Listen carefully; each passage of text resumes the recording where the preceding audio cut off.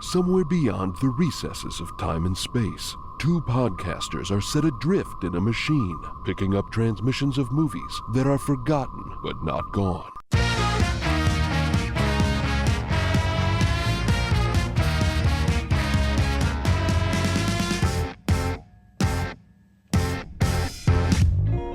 Truman, you're the editor of this show.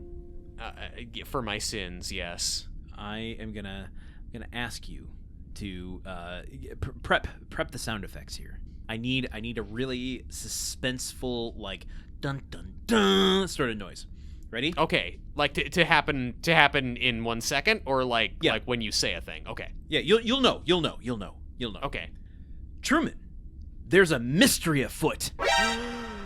Here's the question, Truman. Here's the mystery the movie presents us with and never answers. Yeah. Who smoked the cigarettes? I think, and of course you're referring to in the movie She's Not That Into You. Yes. The cigarettes that are repeatedly found around Bradley Cooper's house by Jennifer Connelly. Let's give the context. Let's look at the suspects. Yes. Context. Jennifer Connelly, renovation happening at her new house. She goes outside. She sees, tucked under the deck, a pack of American Spirit cigarettes and some tinfoil doing a makeshift ashtray.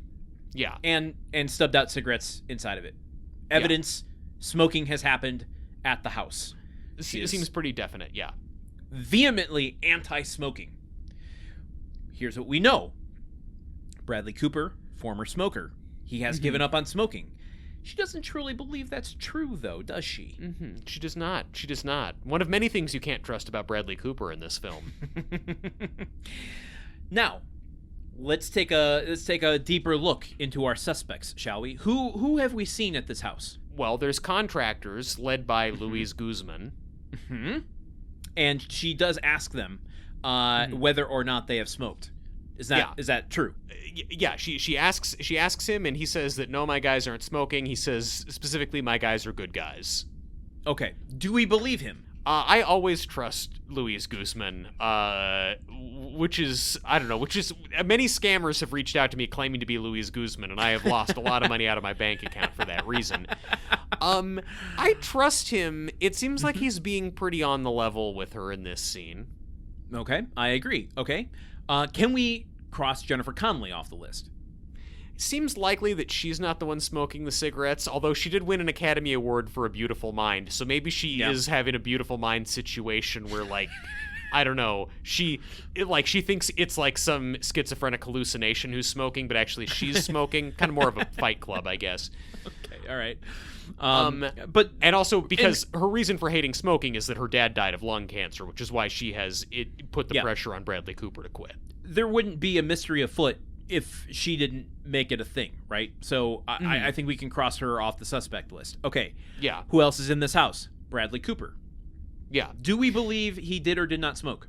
Well, that is okay. So he says, no, those aren't my cigarettes you found outside. Those are the contractor's cigarettes. Later, he is on the boat with Ben Affleck. Ben Affleck offers him a cigarette, and even though they're alone, no one can see them, he says, no, I don't do that anymore. And then later she finds a pack of cigarettes that are like in a pocket of his pants or something, which seems pretty incriminating. Dun, dun, dun, new evidence. Enter it into court, please. Or entered into evidence, I guess. Now, the thing is, I feel like and I'm not inclined to trust Bradley Cooper for a lot of reasons. I think he's a real piece of shit in this movie. Okay. That said, I feel like the stress of like having your marriage falling apart and trying to keep your side piece on the DL from your wife is so much that a person who was a smoker in the past is going to be pushed back into his old addiction, especially if the reason I quit smoking was out of obligation to my wife, and now I'm ending that relationship. I feel like he's going to be like, well, fuck it. She already knows I'm cheating on her. I may as well start smoking, too, since I already want to. So the fact that we haven't seen him smoking suggests to me, like, no, it's not him. And I think we can... There's two pieces of evidence that I think lean toward him not being the smoker. which is the Ben Affleck on the boat scene. Like, there's no reason he would, deny smoking, that he would say no to a smoke if he's, separated from his wife at that point. Or is he? I don't know. It doesn't matter. He's not with his wife at the moment. It's not going great, He could get off scot-free. And that later at the Home Depot scene, after he says that I cheated on you, she says, have you been smoking? And he says, no. Which is to say, I think the movie is saying, like, I am being honest with you in this moment. I confessed to cheating. I confessed to the problems that I'm having. Smoking is not one of them. Mm-hmm. Yeah. That's what I think. I'm leading to believe that he is not the smoker. Then who is the smoker? Okay. Now that we've got the major suspects out of the way, let's start looking at some others. Mm-hmm. Who is one person who we don't see as audience members ever in the house, but has a connection to the house? That would be Anna, Scarlett Johansson's character. Okay. Interesting. Let's earmark her. How about someone that, wouldn't be as suspect to invite over? Someone that we know actually smokes. Oh, Ben Affleck came over? Okay. Interesting. They're friends. He could come over. He could smoke. Now, the thing is, on the boat, when he offers him a cigarette, it's not American Spirit. It's Marlboro. Yeah. I love that multiple cigarette companies were able to get product placements in this rom-com. You don't get a lot of opportunities like that in the 21st century. And I will say, if you're in your 20s, maybe you're switching brands depending on what's available to you, what kind of money you have at that given moment. But by the time you're Ben Affleck's age in this movie, you've got your brand. Everybody I know who smoked cigarettes has been pretty locked in on the type of cigarettes they like. Okay, so let's just go through Anna. Do you think Bradley Cooper would have been so bold as to invite Anna over? I mean, he's bold enough to sneak her into his office at work to have sex, which is that's more dangerous than doing it at your house. I mean, but he does lock the door. He does lock the door, but I mean, you can lock all the doors in your house, and I don't know, like, it's bold. I'll grant you that, and it's sleazy. And here's evidence against her, which is circumstantial at best. I'll admit that. She's into health. She's a yoga instructor. Would those necessarily, being health conscious, body conscious, your body's a temple, does that preclude her from being a smoker? And we never see her smoke in this movie. Well, like, this is the thing that you overlook. It's not that Scarlett Johansson's character is a smoker. She wants to end Bradley Cooper's marriage to Jennifer Connelly. So I think that she potentially snuck the cigarettes in there, knowing that would like speed up the process before she came to terms with the fact that cheating on a man means that you're hurting his wife. Yeah. Okay. Truman, there is one other person. Well, okay. There's one other person connected to the house. Kevin Connolly sold them the house. He's got that gravelly voice you talked about. True. However, Jennifer Connelly says, I didn't know anything about him except that he sold us this house. So there's evidence maybe for, maybe against. Unless, I mean, I don't know, but also he's connected to Scarlett Johansson as well. I mean, maybe he and... Well, no, I guess he wouldn't be... Unless Scarlett Johansson got the cigarettes from him, hoping to free up Bradley Cooper, and Kevin Connolly didn't know that he was, like, sowing the seeds of his own defeat by helping her get closer to the guy who she's not sleeping with him for. This is too convoluted and complicated for this dumb movie. Do you want the answer? Yeah. Whose cigarettes? You know the answer? Who I know the answer. Well, I'm going to present my answer to the judge. You're going to be the judge, and you tell me. Okay. There's one person in this movie who has, let's just say, neurotic tendencies. Something that would force them to want to mitigate their anxiety. Someone who just needs to cut loose because the world is just so dang hard against her. Someone who is the only other character in this movie who appears in a scene in the house. That's right. Gigi. Jennifer Goodwin. Now, we don't see her smoking in this film, but I think she wouldn't want Jennifer Connelly to know because they're friends, and she knows Yeah. that Jennifer Connelly's father died from lung cancer. So she would also have reason to hide smoking. But she's so high-strung from this dating thing that in a moment where, let's say, Jennifer Connelly needs to take a phone call to Bradley Cooper at one point, or the contractor, she steps out. This is a good moment for me to go out back and smoke a cigarette. Oh, shit, she's coming. Let me hide it quickly under the stairs and come back in. This is my case. Judge, what do you think? Well, but how do you account for the cigarettes that Jennifer Connelly finds at the end that are like in Bradley Cooper's like pocket? Yes. Okay. Good question. This is why I went to judge school. I look at these things. See, it makes more sense because Scarlett Johansson literally has been in this guy's pants at this point. Yeah. She has the intimate familiarity with him that she can slip those in there. Okay. But there is another piece of pant content in this movie where after Ben Affleck and Jennifer Aniston get back together, she's like, I'm throwing these fucking cargo shorts out. And he's like, no, those are a national treasure. You're not throwing out my cargo shorts. Mm-hmm. Could Bradley Cooper have pocketed Neil's cigarettes from the boat? And do we know those are his pants? But aren't Ben Affleck's cigarettes a different brand? Like, and she finds American Spirits in the house. Yeah. Okay. Well, get the fuck out of here with this case, counselor. You are not going to get a conviction today in cigarette court. Do you see the mystery that is unfolding here? Well, I see. I mean, yeah, the mystery is still present, but I mean, I feel like, yeah, I see the mystery that's unfolding. We definitely can't point the finger at Gigi anymore. Look, Occam's razor suggests that Bradley Cooper's character, who is already a lying piece of shit, has just been a lying piece of shit in more ways than one. I think we can ultimately trust the text of the movie on this one. All right.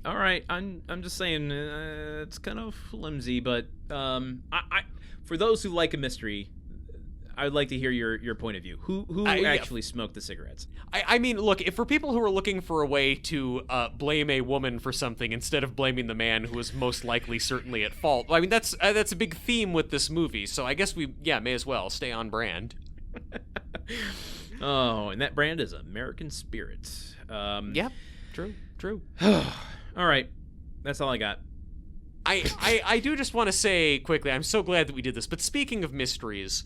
Yeah. You know, we did discuss that this movie is set in Baltimore, and you know, I also discussed, as all straight white men are mandated to, the TV show The Wire, and I do just want to put out there for the real heads, you know, season 1 of The Wire, as we all know, it's about the police department. Season 2 is about the Port of Baltimore and labor rights. Season 3 is about city politics. Season 4 is about the public school system. Season 5 is about journalism. I would just like to suggest that season 6 of The Wire, which did not get made, but that this movie could kind of be an unofficial 6th season of The Wire, because it's all just about the shitty, rich white people who moved in and gentrified all the neighborhoods where, like, Bubbles and Omar and Stringer Bell used to live. Like, if you're telling the story of Baltimore the way that show did, I feel like the most important final chapter is just like, yep, and then it became a tech hub, and the worst people imaginable just came in here, and now the backdrops for all of these epic struggles of the drug trade and the death of American industry, now it's just a backdrop for Bradley Cooper to blandly cheat on his wife. Yeah, what's more harrowing? I mean, what's more heroin is the real question. And I know a few drug dealers who could give you their opinion on that, except they're made-up drug dealers, just like the people who the author of the book, He's Just Not That Into You, had conversations with. All right. Truman, listen, I got one last thing. Okay. The Wire content didn't do it for you? You got to take us one loop further? Well, no, I wasn't going to say anything. Because you got me a little insecure. I'm not gonna lie. After Terrence Howard, you got me a little insecure. This is a for real one. God. Why did I bring it up? Why did I say the name of anyone? You mentioned the 2004 Sundance Film Festival on the main episode. This didn't happen there. People may remember, may not remember. Drew Barrymore and Justin Long actually dated for a long time. And a year after this movie came out, which I can't remember if this is where they met or not, they were dating in 2010. I was volunteering at the Silent Movie Theater in Los Angeles one summer for a Charlie Chaplin, Jacques Tati retrospective for Valentine's Day. And they were doing a showing of City Lights. I was taking tickets at the door that night. And who comes up in line but Drew Barrymore? And she hands me her ticket, and she's so sweet. She's sweet. She is 3 feet tall, but she is the sweetest person in the world. And she hands me 2 tickets, but there's only one of her. And she says, my date is just parking the car, and he'll be here in a minute. Do I need to stay here? Can you let him in? As if I didn't know who her date was, because obviously it was obvious at the time that they were dating, and I knew who to expect. I'm like, you're good. I'll take your ticket, and you can go in. And what? Okay, so wait, but you didn't clarify your date is Justin Long, right? Like it could. No. Like how do you? I didn't clarify that. Oh, you're Drew Barrymore. I didn't say that. Why would you say that? Well, I don't know. I mean, it's just like, I guess you're volunteering, so it's like you're going to lose a job or anything. I'm just saying this is a way that maybe she's there with someone else, and then Justin Long just gets in without paying, and then the Silent Movie Theater's in a tough spot. Well, fair. I guess, I don't think they want bad publicity themselves, so they're not going to try to pull one over on me for, a $10 ticket. Anyway, she goes in, saves her seat because there's no assigned seating there. And Justin Long, a few minutes later, comes up and goes through the same exact interaction with me. Hey, my date had the tickets, and I'm like, he was also incredibly sweet, and wanted to get in, and I let him in because I had his ticket, and he was accounted for. End of story. Wow. It's great. It's great, man. I'm glad that happened to you. I'm just saying, never meet your heroes. Never meet your heroes unless you have a lifelong crush on Drew Barrymore, and then you meet her, and she's everything you wanted her to be. Oh, okay. Oh, I see. Okay, so wait, you also had a crush on someone in the movie, but I'm the one who's made to feel weird about it. Showed restraint. I didn't talk about her butt. I didn't talk. Okay, I'm sorry. I made reference to some jeans that she was wearing in the context of costume designer decisions. Thank you very much. I didn't talk about the shininess of her hair. Oh yeah, the shininess of her hair. Yeah, all the pervisoids on here on the internet thinking that Jennifer Connelly has beautiful shiny hair. Better shampoo smells nice. Okay, so we're going to watch the trailer for this here movie, and we're going to do it kind of quick because this episode's already running long. Yes, okay. We are going to play the trailer game. Truman and I have not watched the trailer for He's Just Not That Into You, but we have some guesses as to what we think from the movie is going to be used to market this thing. I have 2 out the gate, really hardcore. I know they're going to be in here ones because I remember it from the trailer. So these are 2 gimmies. Give them to me because I don't have any thoughts. I need a second to formulate thoughts. 1, we're gonna start the trailer with the playground stuff. Yes. We see Gigi as a little girl, presumably Gigi as a little girl, getting pushed down by a bully on the playground, and then there's a talk saying, "Oh, the reason he did that is because he likes you," and it sets up this weird mindset for women for the rest of their lives. I think that whole thing is going to be in there. Yeah. Quick note also, that park scene filmed at Woodbridge Park in Studio City, California, where I have taken many dogs. Okay, So what's next? I think we're going to get Drew Barrymore in the convenience store talking about all the different portals in which you can get rejected through technology nowadays. Yeah, that makes sense. I think that we're going to get something with Justin Long, like basically telling her... something about saying how he pities her. I don't remember his exact line, but how he pities her and he's going to help her out. Like a basset hound. Yeah, exactly. Basset hound. And of course, he has to say he's just not that into you. I think that whole exchange when he's setting her up on a blind date and the blind date doesn't show, and then he's picking out all the traits of the people around them. Like, we're not going to get that whole scene, but that's where he lays down kind of the thesis of the movie. I think we'll pull some stuff from that. Yeah, just like the bar people watching, yeah.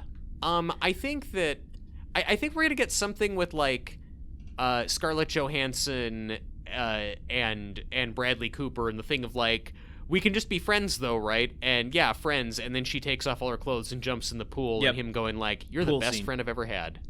God, made for a trailer. Great guess. Yes, Great thank guess. you. Best friend ever. In fact, that negates the guess I was going to give, which is him saying you're hot. Yeah, you're the best friend ever. Yes. I think let's go with a way to get all of the three Jennifers in there. We got to see something of them at work, maybe. If we get all three Jennifers on screen in the office, that counts. Doesn't matter what they're saying or doing. Okay. All right. Yeah. Is there any like lines of wisdom shared between Ben Affleck and Bradley Cooper on the boat? There's something he's saying about how no man actually wants to get married or something like that. Bradley Cooper saying that. I don't know. I think some line like that. Okay. I think because we have to showcase every actor in here. What are we going to get for Ben Affleck? I mean, there's just so little of him. I mean, I don't know. Like, it's not going to be him showing up to clean the house. So yeah. Do you think it's the exchange? Quit being nice to me, and he pulls the painting down and he goes, "This feels like a trick." Yeah, this feels like a trick. Yeah, I like that. Is there any of the main cast we're missing? I mean, there's probably some main cast that we're missing. We also have like 10 guesses already at this point. Okay, so that's track of. Yeah. All right, let's keep going then. Are you ready to watch this thing? Yeah, I'm ready to watch this thing. Let's find out. Let's find out how right or wrong, probably right, we are. Okay. PG-13. Mm-hmm. A girl will never Boom. forget the first Nailed boy it. she ever likes. Why did you do that? Because you Hell smell yeah. like dog Right out the poop. gate. Honey, do you know why Woodbridge that Park. little boy did those things? I've sat on those Because benches. he likes you. That's the beginning of our 'Cause problem. he likes you. Ugh. We're all programmed to believe that if a guy acts like a total jerk, that We means didn't he talk about likes the you. music. Hey, No, Connor, terrible I hadn't music. heard from you, Oh, Jennifer and, Connelly I in this mean, scene. How stupid is it that a gal's got to wait for a guy's call anyway, right? Shiny hair. Forgot about the We're all equal, right? screwed up more women are script accepted into when law she's school now calling than him men. on leaving a voicemail. Call me. He's totally gonna call. How do you find He true love? She's so good in this. Ouch. MySpace is the new booty call. Oh. You know, Anna gave me the old, I'll call you right back. Call back? Should you call back? No. I know, I'm gonna call back and say I'm going to bed. What? No. It's a genius idea. It's 9:30. This is the Kevin Connolly I just accent need you I hate. to stop being nice to me unless you're gonna marry me. This feels like a trick. Boom! There are many people who never. Look at Al Pacino. Never been married. Happy as a clam. Would I be Al Pacino in this scenario? You know why he's never been married? Trust nobody. Were you obsessing, pacing back and forth, no staring one. at your phone for days? Maybe he lost my number, or is out of town, or got hit by a cab. Or maybe he has no interest in seeing you again. No guy actually wants to get married. And if they do, all they're really thinking about are all the women they're gonna miss out on. I don't want to be with anybody else. I just want to be with Beth. Beautiful. I'm married. I don't do this. Well, we didn't guess that. What if you meet the love of your life? Are you supposed to let them pass you by? So we're friends. Yeah. Any line that's the love of your life. Nudity! Cool scene. You know, you may be the best friend I've ever had. In your mind. Skadoosh. From New Line Cinema comes a comedy about meaning what you say Oh my god. They're hitting it so hard on the nose with the cure here. without saying what you mean. Oh, that was cheesy. All the names of the people. So many people in this movie. You gotta know. I had this is guy an leave me a ensemble. voicemail. How do they Oh, get this convenience so store. I called him at home, and then he emailed me to my BlackBerry, Yes, and yes. so I texted to his cell. Yeah, you did. And now you just have to go Yeah, you around did. checking all these different portals just to get rejected by 7 different technologies. It's That's how exhausting. the world works. Yeah, it is. It sucks. Bad. Well, Okay. Would that have gotten you in the theaters? no. It would not have gotten me into the theaters. Would that have gotten you onto Netflix? It got me. It got me to get a Netflix disc at one point. Yeah. Okay, man. You know, you're more open-minded than I am. Okay, so we got... How many guesses did we have officially, and how many did we get? We had 9 guesses, and we got 1, 2, 3, 4, 5 of them right. So 5 out of 5. Awesome. So not even acknowledging the bit, we overdo that. So, playground stuff right out the gate. We got that. Her at the convenience store talking about how she has to check all these different services to get rejected. We don't get him calling her a basset hound. We have him saying he's just not interested, but he's not that into you. I don't know if that counts. Do we do half point for that? Halvesies? 0.5. Okay, fine. So then we got 5.5. We don't get the bar people watching. Totally nailed the "you might be the best friend I've ever had." Mwah, chef's kiss. Yeah. Great guess on that one. No man wants to get married. We get him talking about that on the boat. We do not get three.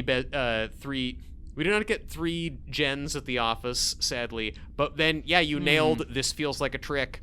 So we might actually be getting better at the game. Actually, I never thought this was the case. Now, last season we did acknowledge that for some reason, romantic comedy trailers or romance trailers were a bit easier. But we also have rolled up and smoked the Ungentlemanly Warfare trailer. That one we completely nailed. True. And it's the second Guy Ritchie movie. We did okay with maybe that's skipping the putting our finger on the scale a little bit. It could be. But no. So 5.5 out of 5. I think that I guess I get why the movie made the amount of money that it did. That trailer does not suggest that the movie is going to be as bad as I felt like it was. Like the trailer suggests, okay, this movie kind of knows what it's doing and it's going to be good for some larfs.